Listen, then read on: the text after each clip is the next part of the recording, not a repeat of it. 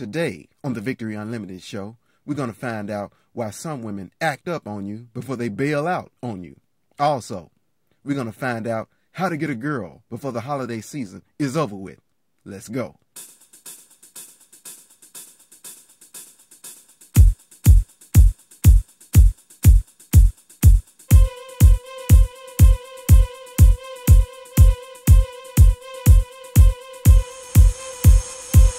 If you picked up this frequency, downloaded this MP3, or gained access to this broadcast by any means, know that you are not listening to just another ordinary radio show. You are listening to the greatest dating, relationship, and life strategy show for men in the world.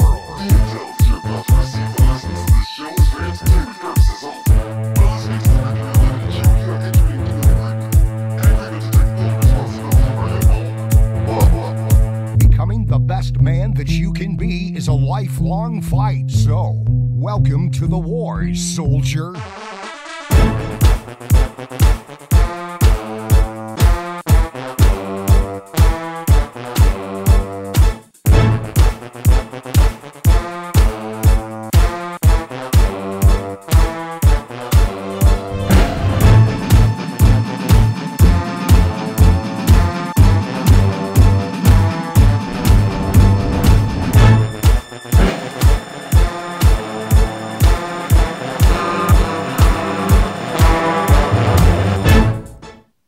Today we got a message from Julian. He's 42 and he's from Memphis, Tennessee, and the title of his email is, why do some women act up before they bail out? I repeat, why do some women act up before they bail out? And Julian writes, hey, VU, great show, man. A friend of mine emailed me the link to your website the day you posted up your very first episode. Oops. Whoa. Sorry, Victory. I meant to say I've been downloading your show since you dropped your very first knowledge bomb on your very first mission. Hell, I also got the battle plan after I heard the second show. Man, that military mindset that you put into men's self-improvement really gets me pumped. Controversial stuff, life-changing stuff, but funny as hell sometimes too. Where do you come up with this stuff? After just checking out that first show, I can tell you this. I now look at Denzel Washington and Sidney Poitier in a whole new light. I never knew there was more than just one kind of confidence that a man could have. Again, how do you come up with this stuff? Anyway, enough about all that. What I wanted was to see if I could get your take on is something that actually happened to me before the holidays, way back in September. I was dating this girl.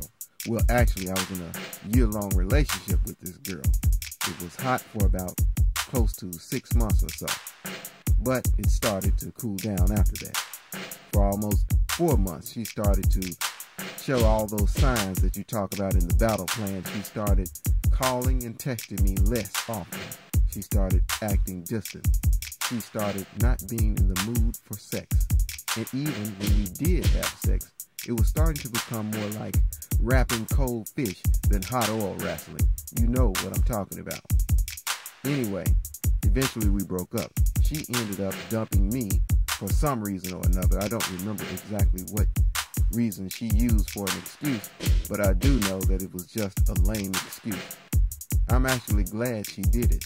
Neither one of us wanted it anymore anyway. I've moved on since, and I'm sure she has too, so I'm not even hung up on even thinking about that anymore. But what I do think about from time to time is this. Right before she broke up with me, she started acting different. Yeah, she displayed all those signs you pointed out that showed that she wasn't into me anymore, but for a little while, right before she broke up with me, she started accusing me of all kinds of stuff, cheating on her, being verbally abusive to her, trying to keep her from being with her friends, and so on and so on. Her list is too long for me to remember right now, but trust me, VU, I didn't do any of that. I was guilty of none of that. But she stayed mad as hell at me for about a month before she finally ended it. So my question is, what makes a woman who doesn't want you anymore so mad at you that she tries to pick fights with you right before she breaks up with you? I mean, what's the point?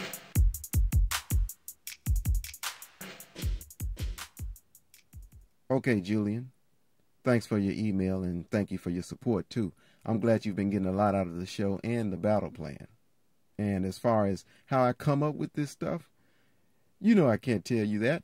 You know that some intel has got to remain classified for your own protection, don't you?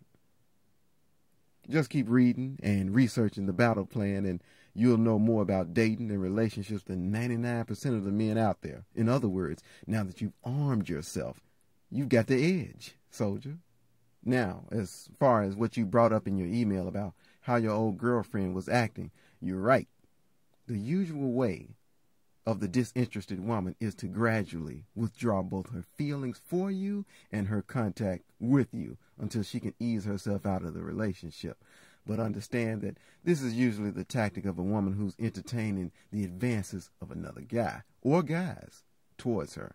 Women who do this go into their own version of what I like to call relationship recon mode. Now, a lot of you may be asking, what is relationship recon? This is when someone scouts out whether or not it's safe for them to leave one relationship and move on to another. It's when someone surveys the dating landscape in an effort to see if the grass really is greener on the other side, and to make sure that the grass in their own territory, the territory they're about to leave, really is as brown as they think it is. This is exactly what your old girlfriend did. She was putting out feelers.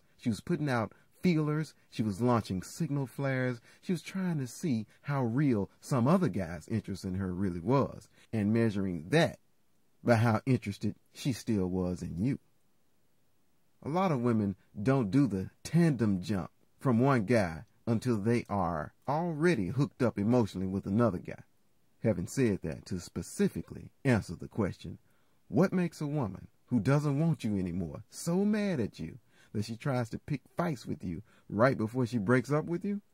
My intel reveals to me that they act up before they bail out for one of two reasons. Number one, as I've briefed you guys before on a previous broadcast, the other guy she's started to feel some passion for is giving her mixed signals, which causes her to give mixed signals to her current guy. Or number two, she actually already went so far as to have done the deed, slept with the other guy, and now she feels guilty. So she'll stop at nothing to transfer that guilt over to her innocent current boyfriend to make herself feel better. Now, I specifically warn guys that some women do this in an attempt to either get their current guy to dump them, which in effect frees them to get with the new guy totally guilt-free, or they do it to get their current guy so outraged that he'll go out and commit some relationship-killing act that'll give the woman an excuse to justify dumping him instead. Now, pay attention. Notice how both of those outcomes help those particular women accomplish their mission, which is get rid of the old guy and make room for the new guy. That's the answer to your question, Julian. So my advice to all you guys listening who didn't know this already, keep your eyes open and watch your sixes out there. The Victory Unlimited show is brought to you by the Victory Unlimited Battle Plan, saving men from themselves, one man at a time. Come and join us at victoryunlimitedshow.com and find out how you can get the classified intel on how to win the war to attract, engage, and execute better relationships with women by becoming a better man. And now, it's time for the shortest email we've received so far. It's from Reggie Ridge. He's 30. He's from Jersey City, New Jersey. And the title of his email is, How do I get a girl before the holiday season is over? I repeat, The title of his email is, How Do I Get a Girl Before the Holiday Season is Over?